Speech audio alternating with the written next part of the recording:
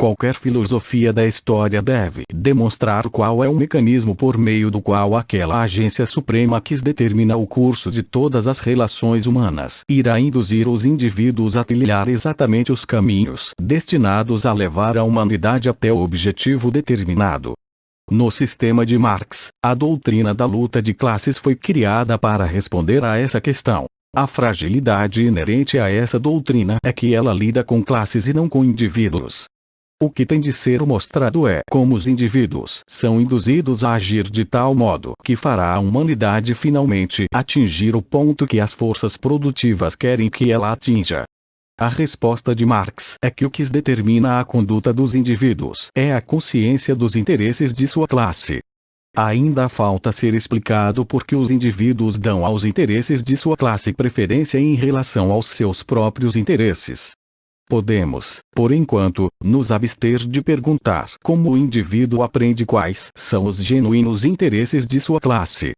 Porém, mesmo Marx não pôde deixar de admitir que existe um conflito entre os interesses de um indivíduo e os interesses da classe a que ele pertence. Ele faz uma distinção entre aqueles proletários que possuem consciência de classe, isto é, que colocam as preocupações de sua classe acima de suas preocupações individuais, e aqueles que não possuem. Ele considera ser um dos objetivos de um partido socialista despertar a consciência de classe daqueles proletários que não possuem espontaneamente uma consciência de classe. Marx obscureceu o problema ao confundir as noções de casta e classe. Onde prevalecem diferenças de status e casta, todos os membros de cada casta, exceto a mais privilegiada, possuem um interesse em comum, a saber, acabar com as limitações legais de sua própria casta. Todos os escravos, por exemplo, estão unidos em seu interesse de abolir a escravidão. Porém, conflitos desse tipo não estão presentes em uma sociedade na qual os cidadãos são iguais perante a lei. Nenhuma objeção lógica pode ser feita contra o ato de se distinguir várias classes entre os membros de tal sociedade. Qualquer classificação é logicamente permissível, por mais arbitrária que seja a marca de distinção escolhida. Porém, seria algo despropositado classificar os membros de uma sociedade capitalista de acordo com a posição que cada um ocupa no arranjo da divisão social do trabalho e, em seguida, identificar essas classes com as castas de uma sociedade de status. Em uma sociedade de status, o indivíduo herda de seus pais sua afiliação em uma determinada casta. Ele permanece toda a sua vida em sua casta, e seus filhos já nascem membros dela. Somente em casos excepcionais pode a sorte elevar um homem para uma casta superior. Para a imensa maioria da população, o nascimento determina inalteravelmente a posição social de toda uma vida. As classes que Marx distingue em uma sociedade capitalista são diferentes. A condição de membro de uma dada classe é volátil.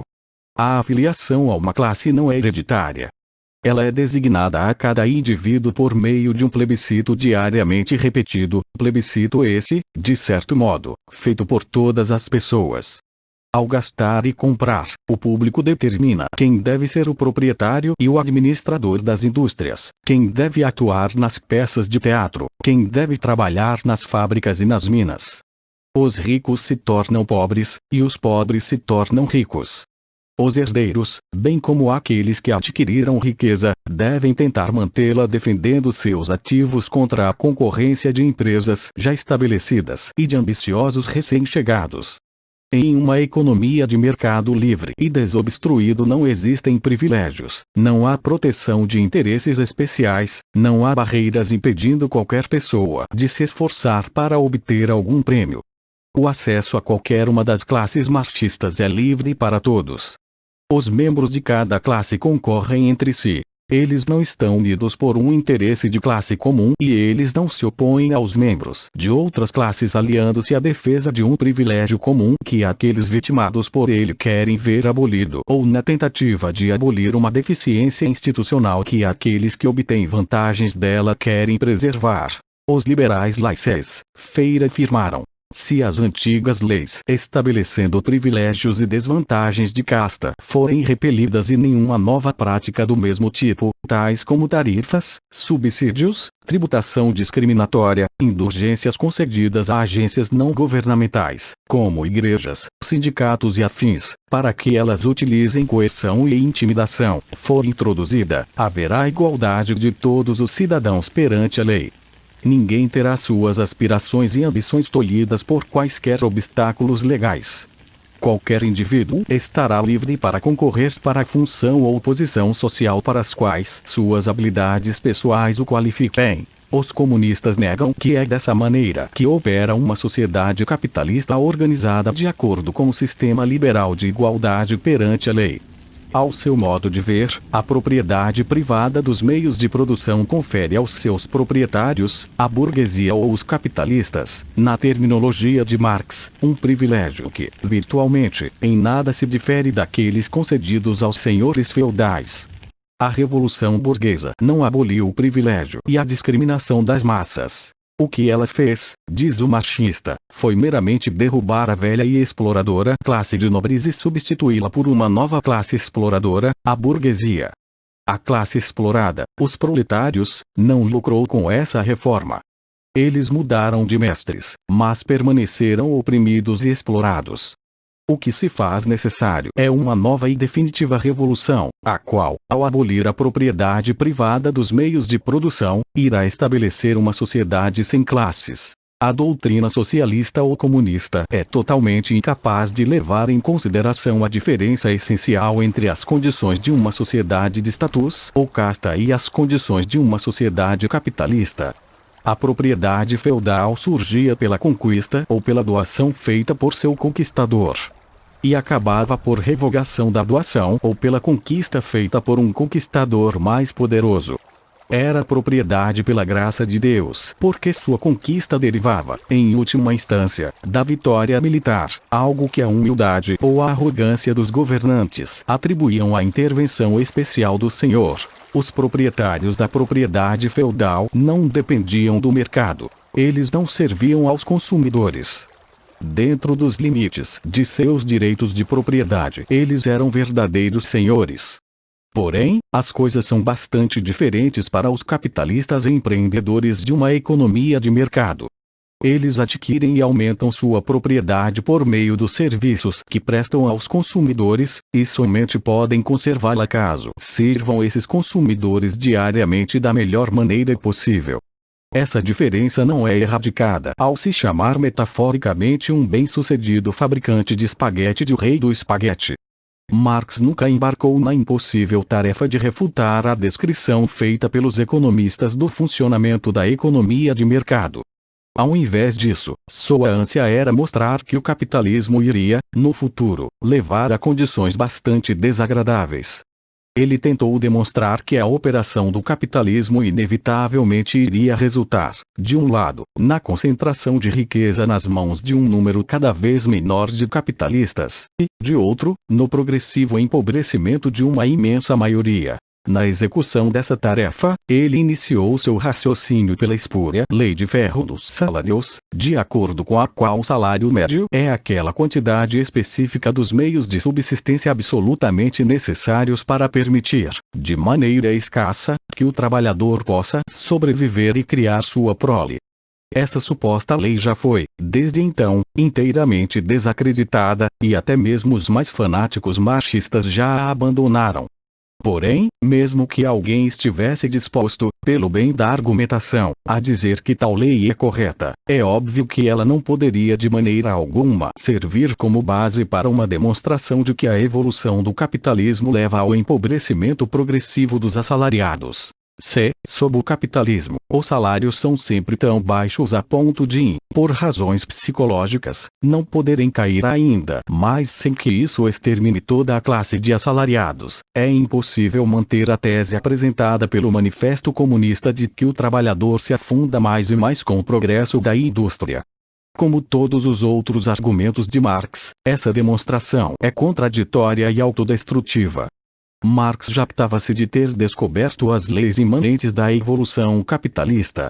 A mais importante dessas leis, segundo ele próprio, era a lei do empobrecimento progressivo das massas assalariadas. É o funcionamento dessa lei que ocasionaria o colapso final do capitalismo e a emergência do socialismo.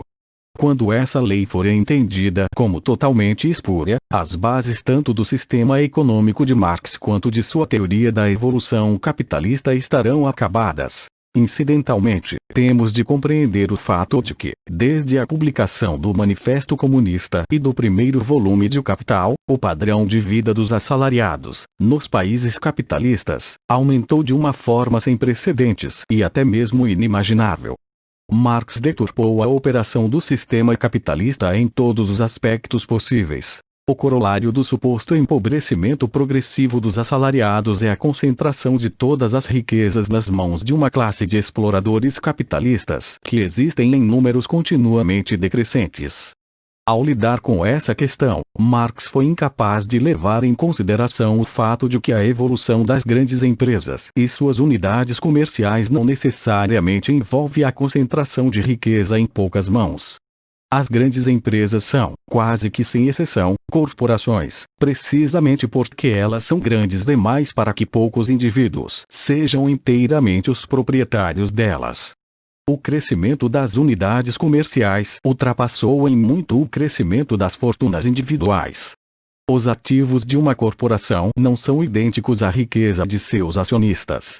Uma parte considerável desses ativos, o equivalente a ações preferenciais, títulos corporativos emitidos em empréstimos levantados, pertence virtualmente, se não no sentido do conceito legal de propriedade, a outras pessoas, a saber, os donos dos títulos, das ações preferenciais e os credores das dívidas. Onde essas ações e obrigações são mantidas por bancos e companhias de seguro, e esses empréstimos foram concedidos por esses bancos e companhias, os virtuais proprietários são as pessoas clientes dessas instituições. Da mesma forma, as ações ordinárias de uma corporação não estão, via de regra, concentradas nas mãos de um homem. Quanto maior a corporação, mais amplamente distribuídas estão suas ações. O capitalismo é essencialmente produção em massa para satisfazer as necessidades das massas. Mas Marx sempre trabalhou com um conceito enganoso de que os trabalhadores labutam arduamente apenas para o benefício de uma classe superior de parasitas ociosos. Ele não percebeu que os próprios trabalhadores consomem, de longe, a maior parte de todos os bens de consumo produzidos. Os milionários consomem uma porção quase que insignificante daquilo que é chamado de produto nacional. Todas as sucursais das grandes empresas provêem direta ou indiretamente as necessidades do cidadão comum. As indústrias de luxo nunca se desenvolvem além das unidades de pequena ou média escala. A evolução das grandes empresas é, por si só, prova do fato de que as massas, e não os ricaços nabados, são os principais consumidores. Aqueles que lidam com o fenômeno das grandes empresas classificando-o de concentração do poder econômico não percebem que o poder econômico pertence ao público consumidor, de cujo consumo depende a prosperidade das fábricas. Na sua capacidade de consumidor, o assalariado é o cliente que sempre tem razão. Mas Marx declara que a burguesia é incompetente em garantir uma existência para seu escravo dentro de sua escravidão.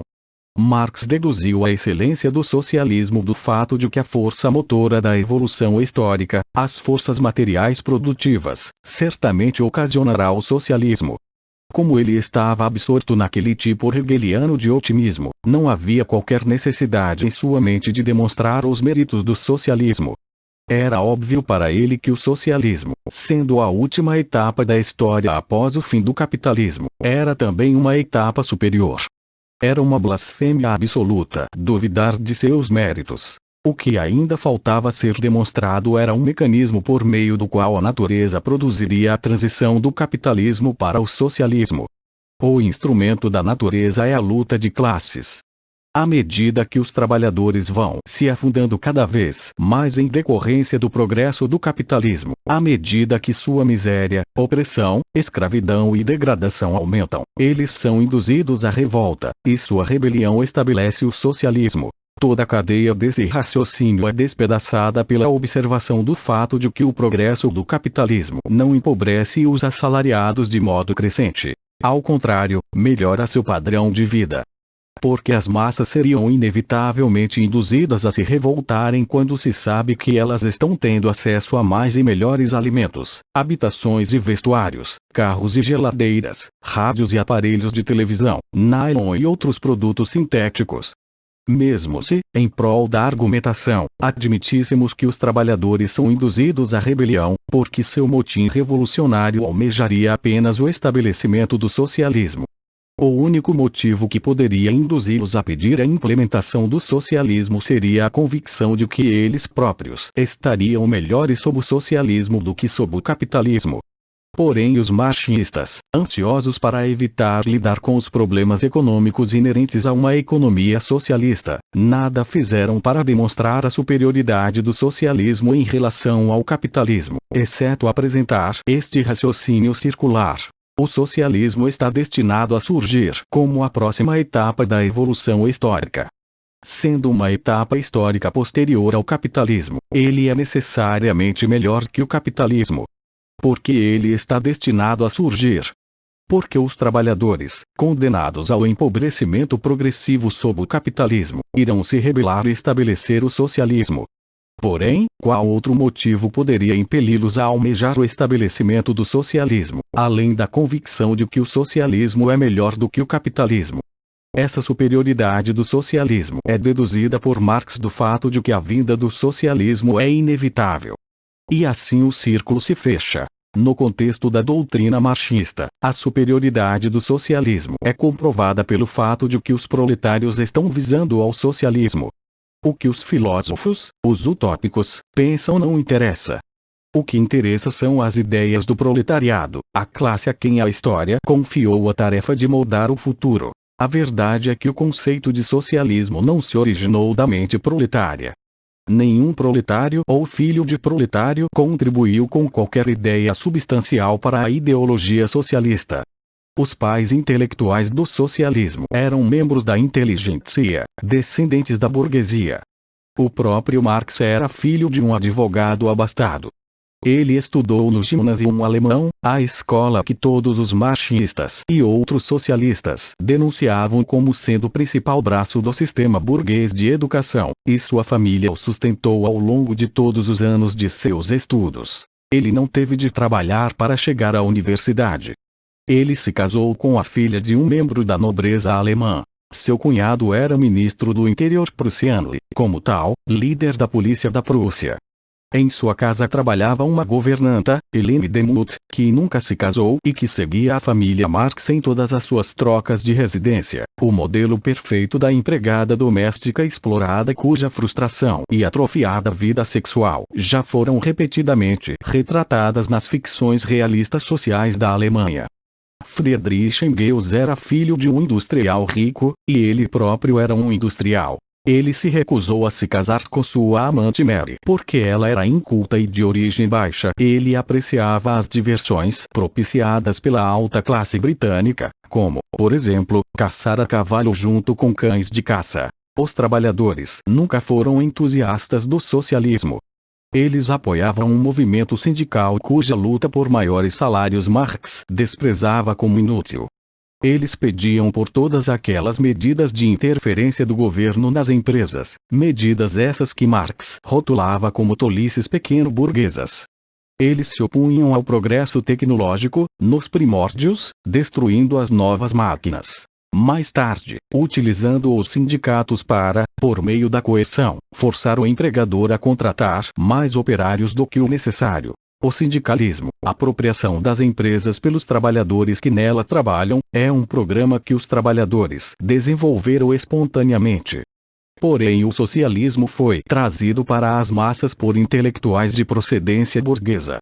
Jantando e tomando vinhos conjuntamente nas luxuosas mansões londrinas e nas mansões rurais da sociedade vitoriana, damas e cavalheiros com trajes elegantes planejavam esquemas para converter o proletariado britânico ao credo socialista.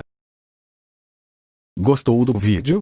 Então deixe seu like, inscreva-se no canal e compartilhe com seus amigos.